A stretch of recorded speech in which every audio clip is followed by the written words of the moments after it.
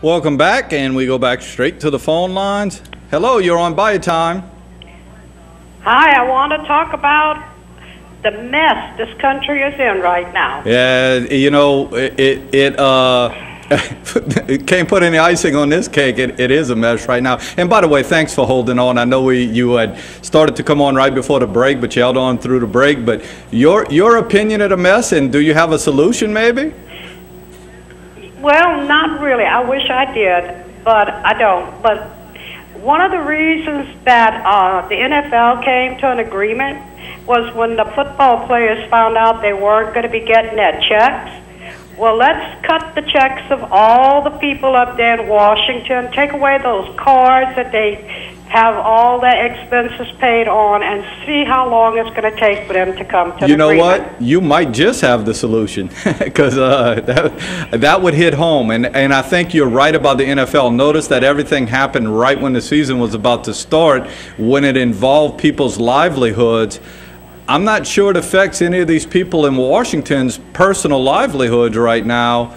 And that being the case, I don't know how things get resolved.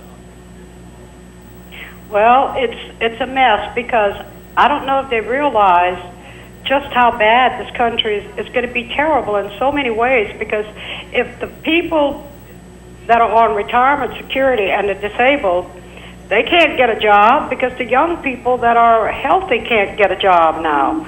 And all the grocery stores and pharmacies and so many places and so many things that are going to suffer because people won't have the money to invest.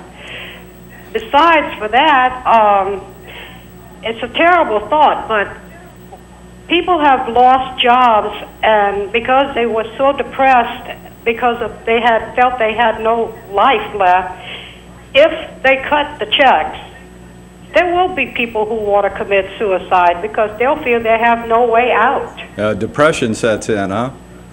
Well, you know, it's gotten to a point where I think people who took things for granted, that we were always going to be okay, they're not so sure anymore, you know. And now, not on a nightly basis, but every few nights, you know, if you're watching national TV and you're watching primetime, they're cutting in with news and press conferences and such that are letting us know. And I think it's something as much as the NFL doing what they're doing, that's nice, but that's a football game. This is something that's really serious right now.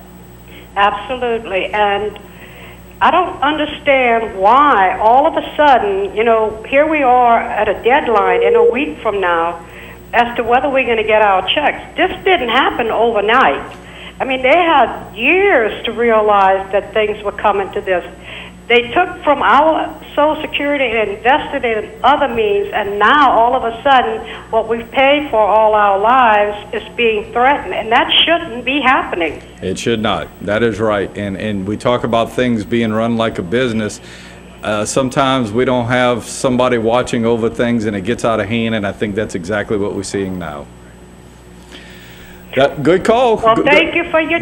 Good call. I hope that things get better, because certainly in general we do want things to get better, but I'm like you. I'm not quite sure exactly what the answer is right now. Well, they're either going to get better or they're going to get a whole lot worse. That's right. That's right. Thank you for calling. Thank you. All right. Hello, you're on Bayou Time. Good evening, Stan. Hey, how are you? Doing all right. Okay. Was watching television, the news this evening, and they had one of the representatives that came on and said that they can't count the 182 votes they need to pass the House bill, which means that if the House can't pass their bill, then the Senate might be able to pass their bill. And if the Senate passes their bill and sends it to the House and they don't want to pass it, then it looks to me like the House is going to get the blame, and there'll probably be a slaughter in the 2012 election against the House. So you're saying it may jump to the Senate, then when the Senate does it, everybody's going to think it was the House's fault? Well, yeah, if the Senate passes it and the House couldn't pass their bill, if they send it back to the House to get their approval before the president signs it, and they refuse it, certainly they'll get the blame. There's no doubt about that. Yeah. But at the present time, the House just can't get the 182 votes to pass their own bill. The other thing about fraud, waste, and abuse, Stan, I was watching TV this weekend, and one case of fraud came up where it was in a home, a nursing home, and apparently they were charging this one patient for services each month, and you know, the government will match the Social Security check, and the cost could rise as much as $3,000 depending what region of the country you're living in. It might be a little. So it goes by cost of living in that region. Well, sure. The cost of health care, the cost of everything is much more expensive in New York than it is in Southeast Louisiana. You would agree with that, I'm sure. No doubt. But anyway, they found out that this home care facility was charging the patient 6 months after they signed his death certificate. Wow. So I just want people to understand that fraud does not just take place with the recipient of the benefit. Sometimes it's private industry, it's corporations that commit the fraud too. What I find is a little fraudulent is anybody that's a diabetic, you know, they got a glucose meter in and they monitor their sugar every day. And you got these commercials, hey, look, if you give us access to your Medicare account, we'll send you another glucose meter and it'll talk to you. Like as if the glucose meter with 1-inch lettering isn't big enough for them to read in the first place, that they need a second one that talks to them. And then some people out there, they never had an idea the idea never entered their mind that they need a hub-around chair.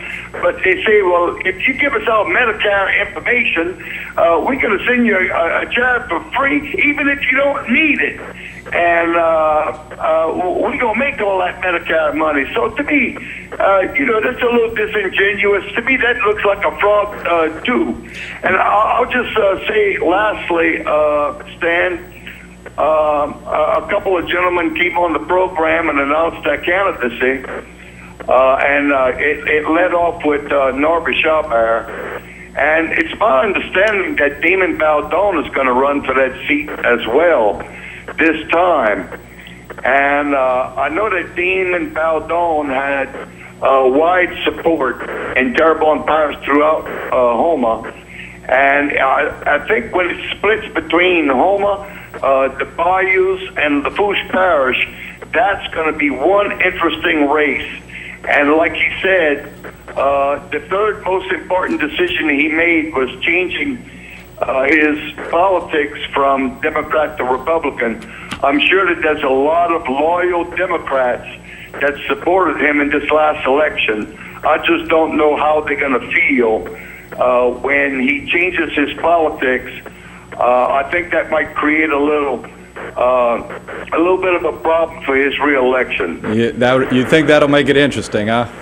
I think that's going to be the interesting race. Very good, very good. Well, I agree with a lot of your points on this. Unfortunately, we're going to have to go to a commercial break, but I, like all of you guys, the waste and everything that's going on, I hope we fix it soon. Well, you have a good night, Sam. You too. Thanks for calling. And to you other callers on the line, very sorry we got to move on with the show, but remember, Martin will be on tomorrow, is scheduled to be on tomorrow, and you can call with some of those opinions that you have on topics that are going on, not only locally, but all over the world. Got to take a commercial break. When we come back, it's Canada's in the Kitchen.